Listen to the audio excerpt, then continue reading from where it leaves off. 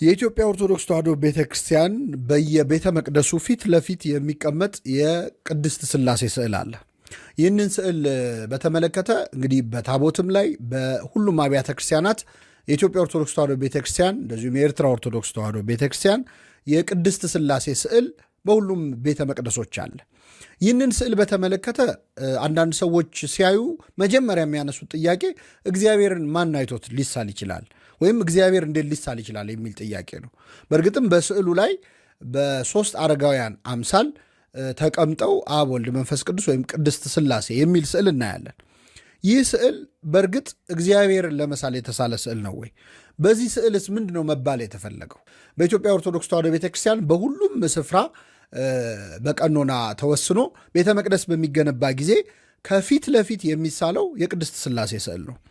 በዚህ ስዕል ላይ ሦስት አረጋውያን አንድ አይነት መልክ ያላቸው በዙፋን ላይ ተቀምጠው በዙሪያቸው አራት እንስሳት አርባዕቱ እንስሳ የሚባሉት ገጸ ሰብ፣ ገጸ አንበሳ፣ ገጸ ላይምና ገጸ ንስር የሚባሉት ማለት ነው በዙሪያቸው ሆነው 24 ካህናተ ሰማይ ደግሞ በፊታቸው እያጠኑ ስሉስ ቅዱስ የሚል ጽሑፍ ወይም አብ፣ ወልድ፣ መንፈስ ቅዱስ የሚል ጽሑፍ ተጽፎበት በኢትዮጵያ ኦርቶዶክስ ተዋሕዶ ቤተክርስቲያን ቤተ መቅደስ ሁሉ አለ።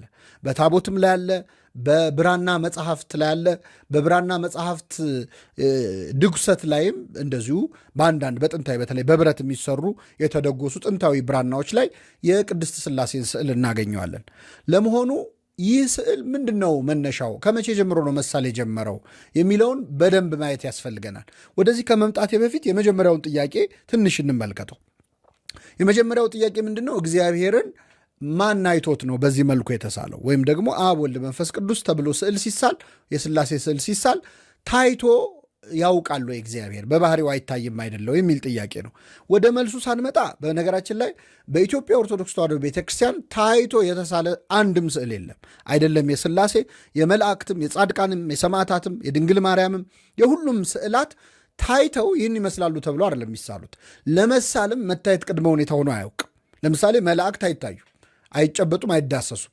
በተገለጡባቸው ጊዜያት በተገለጡባቸው ሁኔታዎች ወይም ደግሞ በውክልና ይሳላሉ እንጂ የተሳለው አካል ይህንን ይመስላል ተብሎ ተስሎ አያውቅም። ስለዚህ ለሥላሴ ስዕል የምናነሳውን ጥያቄ ለማንኛውም ስዕል ብናነሳው ተመሳሳይ መልስ ነው ሊሰጥ የሚችለው። ታይቶ የተሳለ አንድም ስዕል የለም። ግን ወደ እግዚአብሔር በተለይ አብ፣ ወልድ፣ መንፈስ ቅዱስን ስሉስ ቅዱስን መሳል እንዴት ነው የሚለውን በሰፊው ማየት ያስፈልጋል። በመጀመሪያ ስለ እግዚአብሔር አለመታየት ጥቂት ነገር ልንገራችሁ። መጽሐፍ ቅዱስ ላይ ሁላችንም የምናውቀው ጥቅስ የዮሐንስ ወንጌል ምዕራፍ 1 ከቁጥር 18 ላይ ቅዱስ ዮሐንስ መቼም ቢሆን እግዚአብሔርን ያየው አንድስ እንኳ የለም ብሎ ተናግሯል። ትክክል ነው። መቼም ቢሆን ማለት ትናንትም፣ ዛሬም፣ ነገም። አንድስ እንኳ ማለት ሰውም መልአክም ማንኛውም ፍጡርም እግዚአብሔርን ያየው አንድስ እንኳ የለም ይላል። ስለዚህ እግዚአብሔር በባህሪው አይታይም። መታየት የሚችል አምላክ አይደለም። በግልጽም እንደማይታይ ራሱ እግዚአብሔር ተናግሯል። የማይታየው አምላክ ተብሎ የሚነገርለት ነው። ለሙሴም ሰው ፊቴን አይቶኝ አይድንም ይላል። ግን በጣም የሚገርመው መጽሐፍ ቅዱስ ላይ እግዚአብሔር ስለ አለመታየቱ የተነገረውን ያህል ስለ መታየቱም በዚያን ያህል ተጽፏል። ለምሳሌ ነቢየ እግዚአብሔር ዳዊት ስለ እግዚአብሔር አለመታየት እንዲህ ብሏል። መቼ ደርሳለሁ? የአምላኬንስ ፊት መቼ አየዋለሁ ይላል። እግዚአብሔርን ማየት ናፈቀ። ይኸው ዳዊት በሌላ መዝሙሩ ላይ ደግሞ እግዚአብሔርን ዘወትር በፊቴ አየዋለሁ በቀኜም ነውና አልታወክም ይላል። እስቲ አሁን እነዚህ ሁለት ጥቅሶች ቢቀርቡላችሁ እንዴት ታስተናግዷቸዋላችሁ? እግዚአብሔር ይታያል ወይስ አይታይም? ዳዊት መቼ ደርሳለሁ መቼ አየዋለሁ ይላል። መልሶ ደግሞ ሁልጊዜ እግዚአብሔርን አየዋለሁ ይላል። ሌላም ልጨምርላችሁ። ለምሳሌ ሙሴ እግዚአብሔርን 570 ጊዜ አነጋግሯል። ነገር ግን አንድም ጊዜ አላየውም እና በመጨረሻ እግዚአብሔርን ለማነጋገር ራሱ ሙሴ ጠየቀ። በጠየቀ ጊዜ እግዚአብሔር ሰው ፊቴን አይቶኝ አይድንምና ልታየኝ አትችልም አለው ይላል። ስለዚህ ሙሴ እግዚአብሔርን አላየውም ማለት ነው። ይህንን ብለን ሳንጨርስ ግን እዛው ኦሪት ዘጸአት ምዕራፍ 24 ላይ የእግዚአብሔር ባሪያ ሙሴ፣ ወንድሙ አሮን፣ አብዩድና ናዳብ የተባሉት ሰዎች እንዲሁም ከሰባዎቹ የእስራኤል ሽማግሌዎች እግዚአብሔርን አዩ፣ እግዚአብሔርንም አይተው በሉ ጠጡም ይላል። እግዚአብሔርን አዩ፣ ከእግሩ በታች ወደቁ ይላል። ስለዚህ እግዚአብሔርን አይቶታል ሙሴ ወይስ አላየውም? አይቶታል የሚልም አለ፣ አላየውም የሚልም አለ። ትንቢተ ኢሳይያስ ምዕራፍ 1 ሲጀምር ምን ይላል? እግዚአብሔርን ከፍ ባለ በረጅም ዙፋን ላይ ተቀምጦ አየሁት ይላል። ስለዚህ እግዚአብሔር ይታያል ወይስ አይታይም? ቅዳሴያችን ላይ አባ ሕርያቆስ እስመ በአንጽሖ መንፈስ ርእይዎ ነቢያት ለእግዚአብሔር፣ ነቢያት እግዚአብሔርን መንፈስን ንጹሕ በማድረግ አይተውታል፣ ፊት ለፊትም ተያይተዋልና ይላል።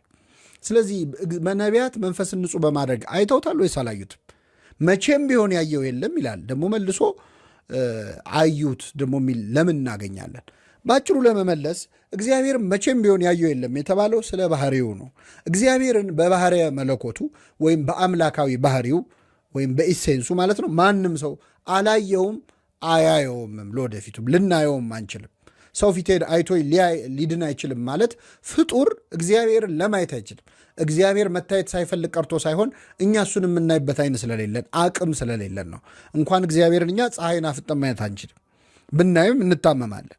የፀሐይዋ ብርሃን መጠን ከኛ አይን አቅም በላይ ስለሆነ ማለት ነው። እግዚአብሔርን በምንም አይናችን እንኳን እግዚአብሔርን አናግሮ የወረደ ሙሴን ፊትም ማየት አቅቷቸዋል ሰዎች እኮ። ስለዚህ መቼም ቢሆን እግዚአብሔርን ያየው የለም የተባለው ስለ ባህርየ መለኮቱ ወይም ስለ ኢሴንሱ ነው ማለት ነው። ስለዚህ መቼም ቢሆን ያየው የለም። የቅድስት ሥላሴ ስዕል የእግዚአብሔር ባህሪ ስዕል አይደለም። እግዚአብሔር በመለኮታዊ ባህሪው ሊሳል አይችልም፣ ሊታሰብም ሊታይም አይችልም።